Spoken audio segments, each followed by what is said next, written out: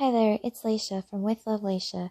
Today I want to show you 3 easy ways to make a slip knot. So the first way is you make a loop with your tail over your longer piece of yarn, pinch through that loop, and grab that longer piece of yarn and pull through.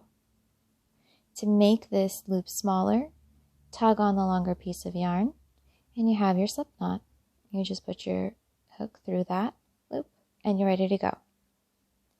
Way number 2, take 2 fingers with the tail facing you, bring the yarn over and around the 2 fingers,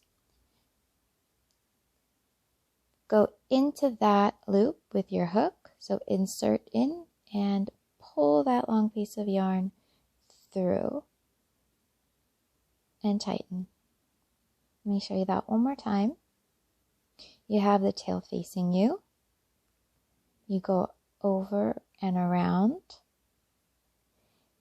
Take your hook and insert into the loop and just pull that longer piece through. And I'm holding the tail and this long piece of yarn and just pulling. To make the loop smaller, once again, pull on your longer piece of yarn and that gives you your slip knot. Insert your hook and you're ready to go.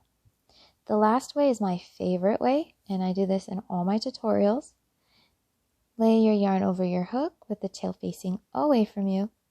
Crisscross over the longer piece of yarn and just kind of hold on to it there. Yarn over and pull through that loop and tighten. And then to make the loop smaller, pull on the long piece of yarn. And that gives you a smaller loop. And you're ready to go. And I love this way because I can just get right into creating my starting chain or foundation chain from here. So I hope you enjoyed this. I hope this was helpful. 3 easy ways to make a slip knot. Thanks for watching and I'll see you next time.